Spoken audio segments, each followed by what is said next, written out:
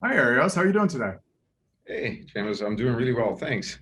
Awesome. I really appreciate you taking a few minutes to, come on and talk about the world of digital. For those who haven't met you or haven't had an opportunity to work with you, I wonder if you might want to say a couple moments about yourself and Nortal.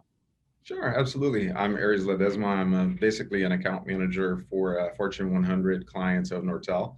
Nortal is a technology consultancy of global scale. We're actually headquartered in Estonia, but we have a pretty big presence here in the US as well, and we do work all over, I think, in 5 continents. So, yeah, I'm pretty excited to be here and chat about what's new.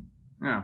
Well, the question I really wanted to ask you, given that you do work with such very large, Fortune 500 companies who are doing some pretty exciting stuff. What are you seeing in the world of B2B and B2C? I mean, we're hearing about B2B companies now sort of taking a page out of the B2C playbook and wondering what your experience has been with that.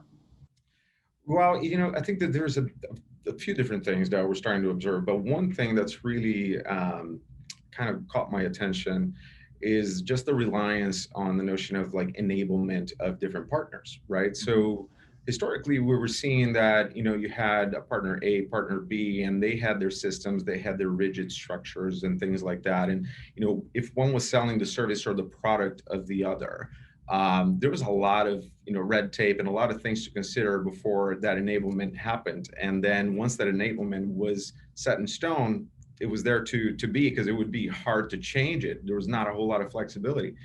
I think that today with the just the enablement via open APIs, I think Mhm. that's changing the game completely. So now you go, let's say you have a very large product company that wants to supply their national retailer partners with services or products.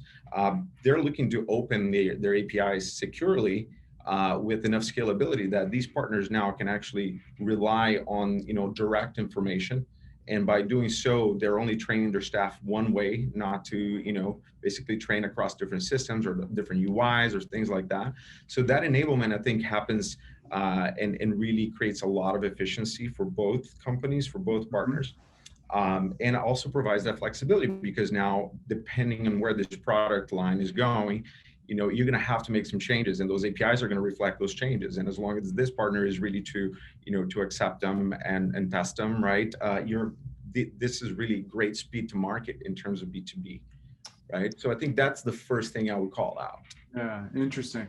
We've always thought about sort of B2B and B2C as two different channels, two different ways of going to market, and therefore, and oftentimes driven by technology as to drive a segmentation and different thinking. I think what I'm hearing you saying is that we're starting to see a very clear blurring where businesses are now able to think about the dynamic ways in which commerce can be delivered, where maybe it's not just B2B, maybe it's not just B2C, but maybe it's all the opportunities in the continuum here.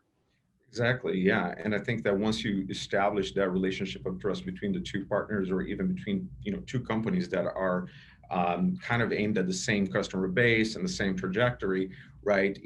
That's when you are able to actually pay attention to some of the nuances and really focus on, stronger catalog management flexibility, stronger account management, right? And suddenly you realize that there's a lot of synergies between, the two different B2C versus B2B requirements, that you don't have to build completely disparate systems, Mhm. right? There is some opportunities there to really leverage and expedite things to market.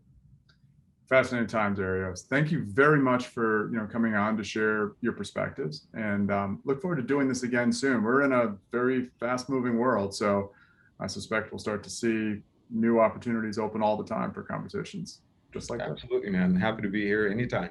Great. Cool. Thanks, James. Thank you.